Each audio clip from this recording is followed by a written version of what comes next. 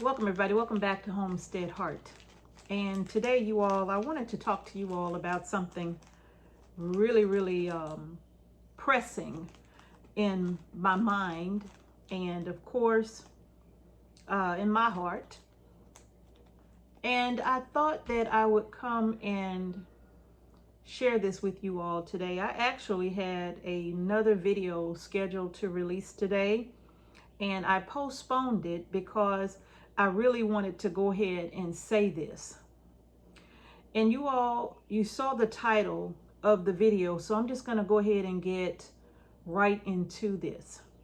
Today, you all, I was working on some of your seed orders, getting them ready for shipment.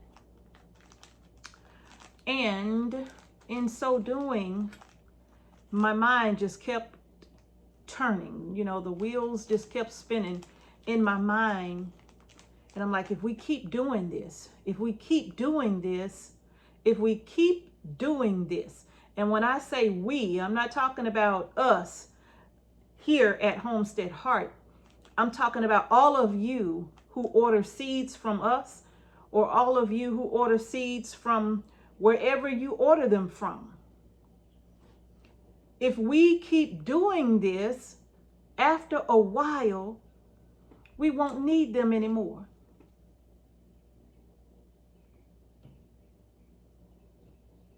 What are you talking about, Mrs. H? I have in my hand beans. I got peas,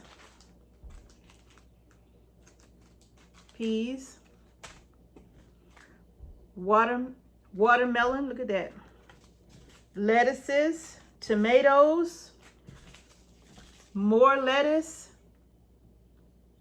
I got cucumbers over there. I got all types of squash over there. And after a while, if we keep getting our own seeds, if we keep growing our own food, after a while, we won't need them anymore. We won't need the big giant market chains that as they begin to merge together, possibly prices are going to start to skyrocket, making it even harder for people to buy food. Your pay stays the same. You work on these jobs. You don't get raises. So pay doesn't change, but yet food prices are rising. We got a notification that in the state of Georgia, they have been approved to raise the rates yet again for Georgia Power customers. But you don't make any more money than you did a year ago. But Georgia Power rates are increasing, just like rates are increasing for utilities all over this country. But I tell you what, if we keep learning to grow our groceries,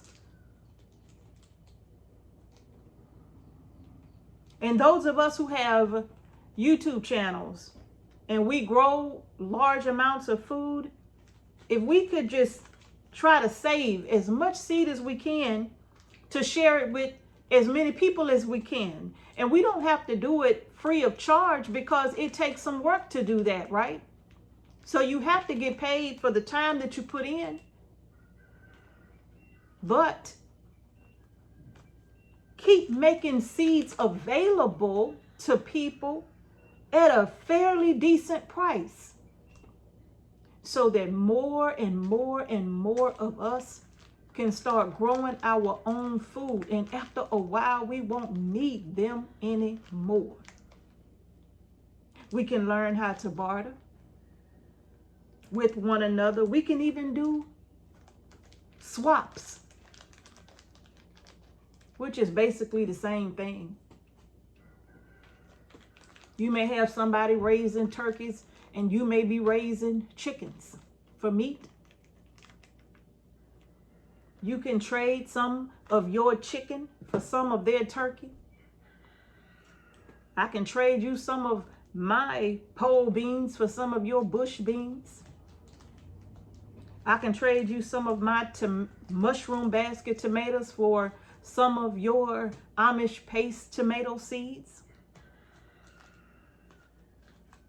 If we keep doing this and we keep encouraging others to do the same thing, encourage others to grow their groceries. If we keep doing this, you all, after a while, we won't need them anymore. I was scrolling through YouTube yesterday or today, one of them. Probably was today. No, yesterday. And I have seen so many new channels popping up. Brand new channels. But they're all growing food. And I thought that was so exciting to me. Of course, when I'm on YouTube on my TV, it's under a different name. It's not Homestead Heart because I don't have that account on the TV. It's a totally different account.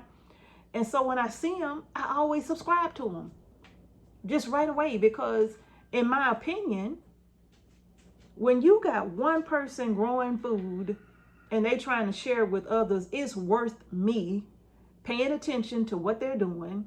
It's worth me supporting them in their efforts to share with everybody else how they are doing it.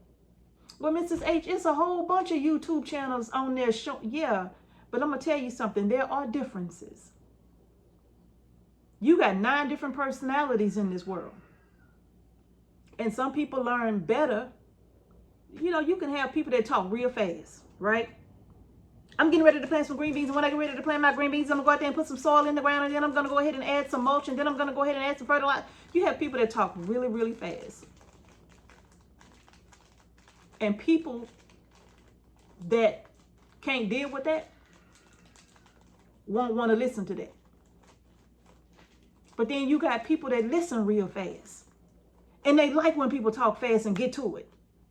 They don't like people that talk slow, like, I'm getting ready to plant some green beans. But before I do, you have people that can't listen to that. It's just different. Some people learn different. They hear differently. It takes a certain type of a voice, the sound of a voice that people can listen to. Some people can't stand listening to certain types of voices. The sound it's just everybody's different. But everybody you can learn something from, though. You really can. I learned something the other day from a new gardener. What was the name of her channel? Urban Door Homestead. I want to say her name. I think it's either Urban Door Homestead or Yellow Door Urban Homestead. But anyway, I was watching one of her videos, her recent videos, and she was talking about flowers. And one in particular was so beautiful. It grew nice and tall, long stems. I forgot the name of it. But I was so intrigued by it. I'm like, I'm going to have to save this video so I can go back when I can actually pay attention to what she was saying. I'm going to go back. I want to say it was Urban Door Homestead, but I'm going to go back and watch her video where she was talking about this flower. I don't even remember the name of it. I just know it was tall and purple or pinkish or rosish or something. I don't know, but oh no, I think it was almost the color of my hat. But they were so beautiful. And when I looked at them, I'm like, I could see those growing in my raised beds. And I'm like, I really need to learn more about that, because she was talking about them and it was obvious she knew what she was talking about. She hadn't been gardening that long, but she sure taught me something. Hey, I was happy to learn it. Urban Door Homestead, I think is her name, y'all. If y'all go over to her channel, please let her know that Mrs. H sent y'all over there. Okay, and I really appreciate her content, her and her beautiful daughter. But you all, see, the more people like that you have out here, they're sharing what they have learned and then sharing their journey as they learn. That gives hope to other people who's never planted anything before in their life, letting them know that, you know what, I could do this too. If they can do it and they said they had a orange thumb, they don't have a green thumb, they thumb is orange and purple, but yet they still can grow peppers and tomatoes, I think I could do it too. I'm going to just follow them because I can relate to them because they just like me. Or they live in the same type of environment that I live in. You know, they got neighbors all over them too, like I do. They live in an apartment like I live. Whatever the case may be, it's always somebody out there that's circumstance may be similar to yours, and you tend to cling to them because of that. And you learn from them because of that. And so if each one teach one, after a while, we won't need them anymore.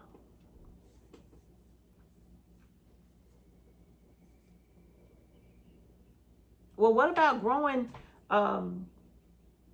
grains and all of that? I mean, what if we're not doing that? Well, somebody growing it. Somebody growing it. When you think about Azure Standard being a farm co-op, so to speak, where you can buy those things in bulk, that means a farmer that either they have partnered with or they are growing themselves and making it available to us just on a much larger scale. If we can get it from them, if I can get a 25-pound bag of oatmeal or a 50-pound bag of oatmeal from them, why do I need to go to a big box store to buy they little cartons for $5 and $6 when I can get a 20-pound bag for maybe $20?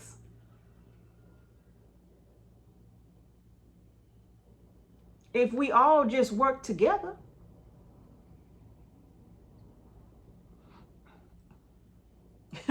and stop being divided by a label, when in truth, just look, two different sides of the same coin, but we get divided by all of it. And then we start hating each other because of a label. And you can't see the puppet master pulling the strings, making you hate this one and you over here hating this one. You can't see there's one agenda.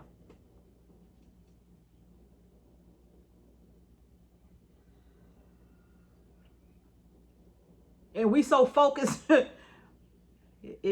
telling you, it amazes me.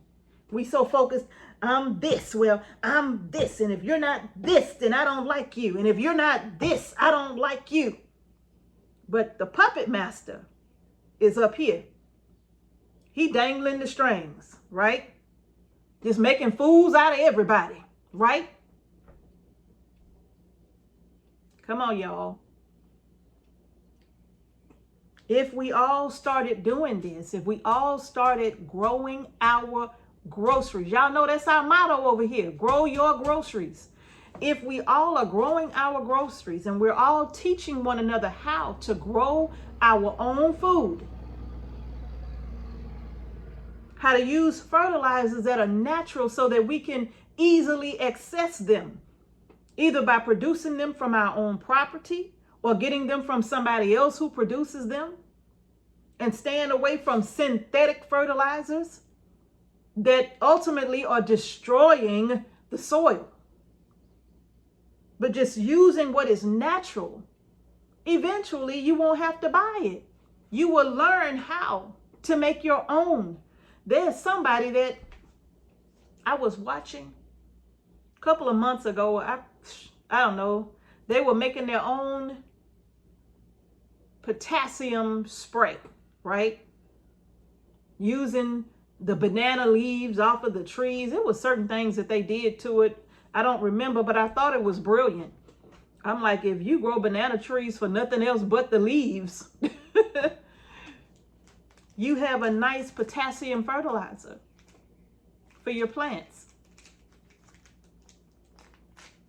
If you're raising chickens and whatnot, or any other kind of poultry or rabbits or whatever, you got a nice source of nitrogen for your crops. Same thing with the phosphorus. So many different ways. You can get phosphorus from the bones of fish, from the carcasses of your animals. Once you process them, you have your own fertilizer. And there are other ways that you can get fertilizers too, to make your own. No, Mrs. H does not use synthetic fertilizers. I don't use Miracle Grow. None of that. You see what we use when it comes to fertilizing our crops. It's always the same. It doesn't change really. Right? But if you got somebody out there teaching you how to make your own fertilizer naturally, that's something that we all can learn. I know I need to learn this, right? These are different things that we can learn, taking it from different people who's teaching us how to do these different things. All of us combined can help make all of us combined self-sustainable. Right? After a while, if we keep doing this, after a while, we won't need them anymore. There's so many people now with their little backyard gardens, with their little patio gardens. It's so many people.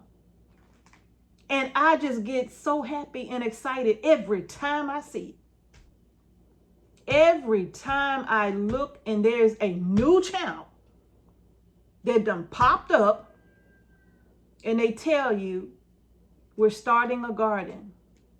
Or we've started a garden and this is what we're growing. This ain't doing too good. I don't know how I messed up this when I was planting this, but I did a terrible job. But I'm going to keep on trying though. I'm not going to give up. I'm going to keep on trying until I get it right.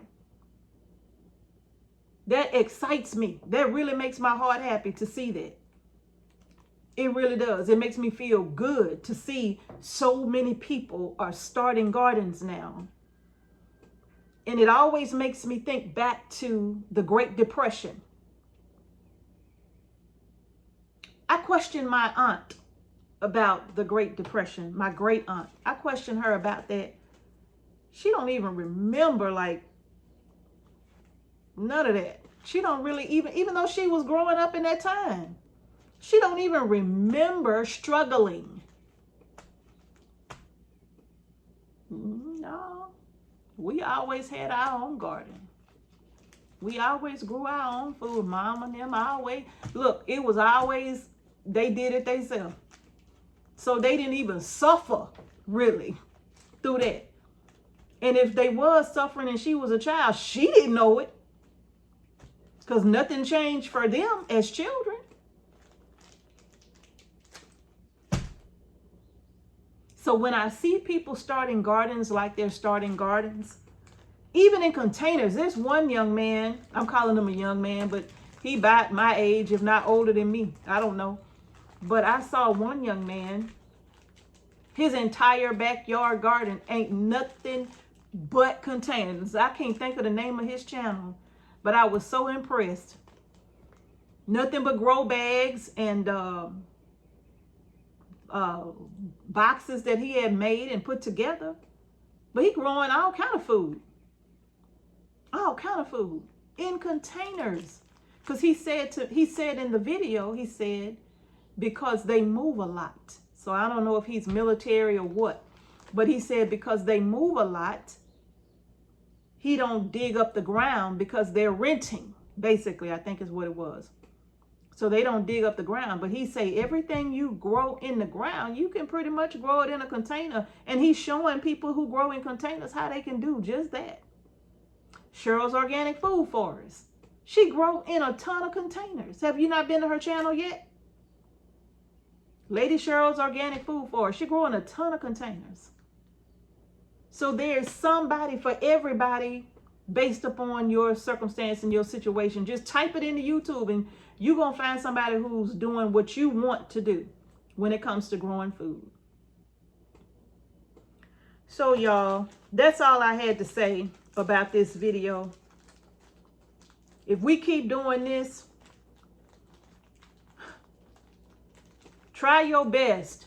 If you're going to buy seeds, a few hybrids here and there, ain't nothing wrong with that, right? But if you in it for the long haul, try your best to get heirloom quality seeds or open pollinated seeds. Try your best to get open pollinated seeds, because that will permit you to be able to constantly save your seeds from year to year. You all know I'm growing that Yamata Cream watermelon. It is an heirloom variety of seed. And I have them growing in a completely different area than I do my other watermelon patch. They're not far, but they're not close enough to where they could cross-pollinate with them. And I'm so excited. They're doing very well. And I'm just so excited about that, because me being able to save the seed on the homestead, over time producing melons that will grow well in our little environment, and then being able to constantly save those seeds from year to year to year, I love that, and it makes me excited to be able to do it. I even tried the mammoth jalapeno that we grew last year. I wanted to save the seeds from that, and I did save the seeds from it. And my goal was, now the jalapeno is actually, that mammoth jalapeno is a hybrid, and I knew that, but I wanted to save the seed from it. But Mrs. H, you cannot, save the seeds from hybrids. And I understand, but there is a way that I could have over time taken that seed and did just what they did with it. I could have taken the seed. It would have taken me several years, and I was actually going to try it.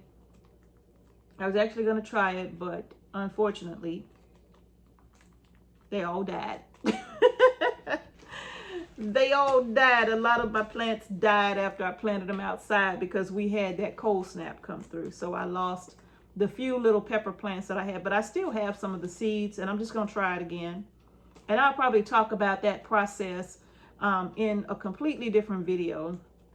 But you all, try your best to get either open pollinated or heirloom variety seeds so that you can save those seeds from year to year. If you grow a sugar baby watermelon, do you see all these seeds? You will get that and then some.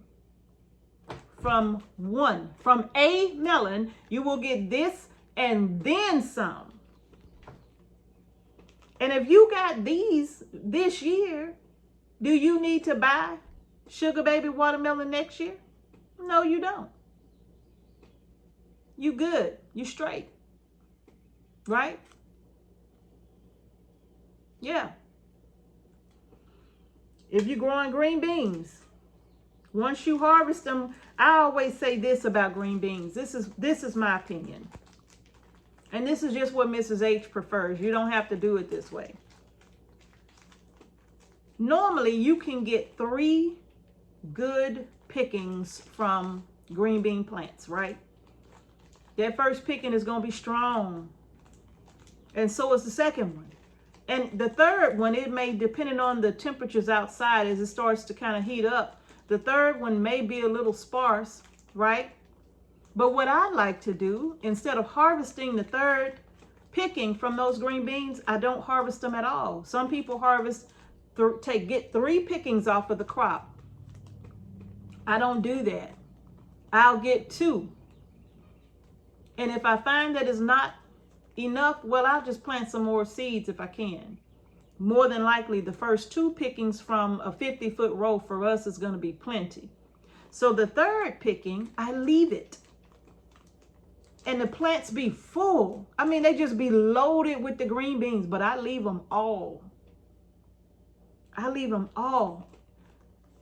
Do you understand how many pounds of beans I can get once I leave 50 foot of green beans to dry out on a plant? That's a lot of bean seeds. And I ain't talking about this. I'm talking about a few pounds. That's a lot of bean seeds. I don't have to buy them seeds anymore. No. I just keep saving them from year to year, and I always write the dates on them. Even though I don't worry about them going bad, they'll last for several years. And that's without any particular kind of storage, right? If I wanted them to last a very, 10 years or more, then I need to store them a different way. But otherwise, I just have them in my little box, in my little bin with the little drawers, the little plastic drawers. That's what I keep. That's what I have my seeds in. Yeah. And I just label them from year to year. And that allows me to have enough seed to share with people who are doing community gardens and whatnot. But we'll talk, that's a whole nother video. But it allows me to share. Yeah. So that when people start community gardens or they're in community gardens, then they don't have to buy those seeds. We don't mind donating to community gardens, especially, in neighborhoods and communities where it's a food desert and people have a hard time getting food. See, we all have to learn to help one another the best way that we can. We all have to learn to help one another the best way we can, you all. And if we keep doing it this way, let me tell you something. This pack of seeds right here.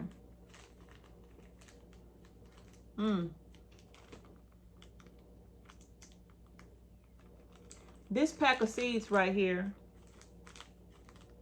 if you planted them all, 3 seeds to a spot, whether you're doing it in like a row crop or whether you're doing it in containers or in raised bed, 3 seeds to a hole, every last pack of these. This pack on our seed store is $1.50. The amount of green beans, if you properly maintain your plant, making sure that it has water, especially if you properly maintain your plant, the amount of green beans that you would get from a pack like this versus what you would purchase in the supermarket. I don't care if you went to the cheapest supermarket you could find. I guarantee you're going to pay a whole lot of money for 10 gallons of green beans or a bushel of green beans. You're going to pay for it. And it ain't going to be $1.50. Or however much they sell them for when you buy them from other places. $3 or whatever the cost is when you buy them from other seed stores. It doesn't matter. Even if you went to the most expensive seed store and you spent $5 on a pack of seeds, that $5, if you properly maintain your green bean plants or tomato plant, it could be tomato, $5 on tomatoes wherever you get them from. And if you're spending $5 on some tomato seeds, more than likely you're getting 10 seeds, right? They don't give you a lot of seeds. You're getting 10 seeds for $5. But even that $5, if you properly maintain that plant, harvest just a few tomatoes. In fact, just harvest about 5 of them. Weigh them out. And then go to the store and weigh out some tomatoes. The same weight. I guarantee you, it ain't going to be $5. And the good thing about the tomato plant, as long as it's not a determinate variety, if it's an indeterminate variety, meaning it's going to keep producing tomatoes, but as long as you take care of the plant, as long as you pick the tomatoes when you're supposed to harvest them, as long as you do that, you'll keep getting tomatoes. Even if you grew a determinate variety, where all of the tomatoes fruited and became ready at the same time and you harvested them all. If you spend $5 on them seeds, I guarantee you, go to the store, weigh out however many, if you got 15 pounds of tomatoes from that one plant, go to the store and put 15 pounds of tomatoes on that scale. I guarantee you it ain't $5. You're going to spend way more, not to mention at least what you're growing. If you grow it properly and use organic fertilizers and stuff, it's still going to be less expensive. But organic fertilizers are so expensive. But yeah, how often do you buy it? I got fish emulsion I've been using for 2 years for all my crops.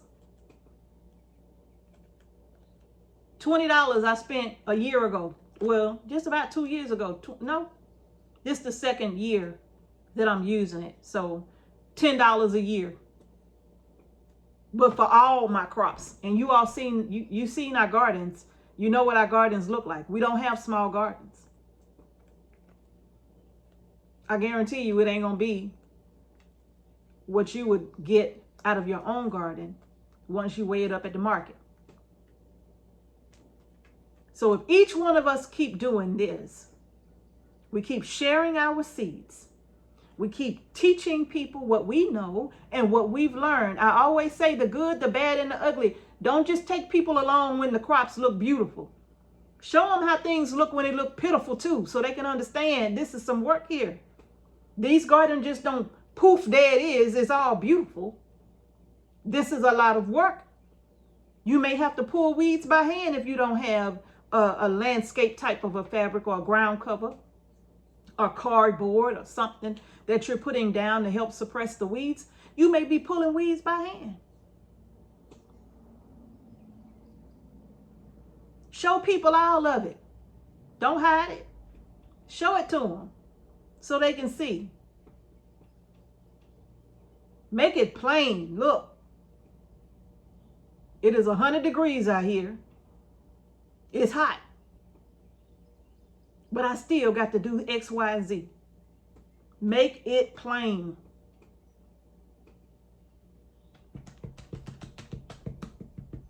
If all of us do this, each one teach one, if we keep doing this, we won't need them anymore. We won't need them anymore. And this is nothing against the people who have to work for places like that. Trust me, that's not what I'm saying here. But what difference does it make though? If you work for one of these places, you still probably won't have a job if people can't afford to come in there and buy the food in the first place. If I can't afford to buy what they offering, what difference does it make?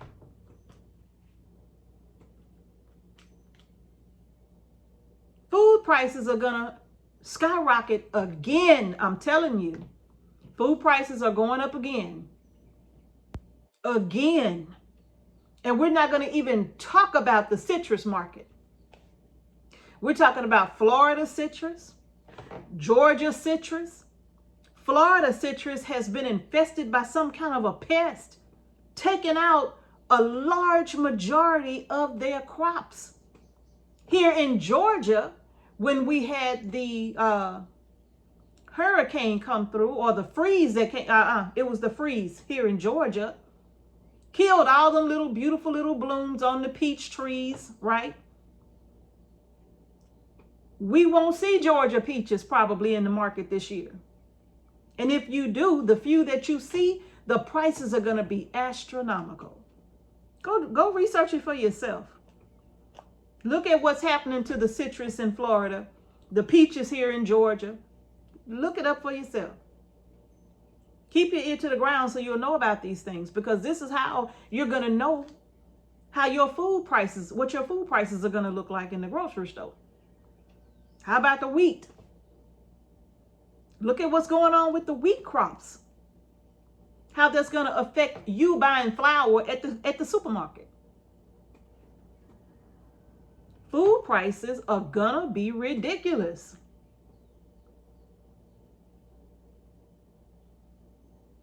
But yeah, I've seen a lot of gardeners putting their little citrus trees and their little fruit trees in some containers, and they're growing their own food. They're growing their own fruit trees and their own citrus. They're doing it themselves. Because you have people out there like Lead Farmer 73 and a few others, Cheryl's Organic Food Forest. You have others that are out there growing trees in containers. Look at Grow Family Network. They got one of the largest banana trees I've ever seen. And it's producing a lot of bananas.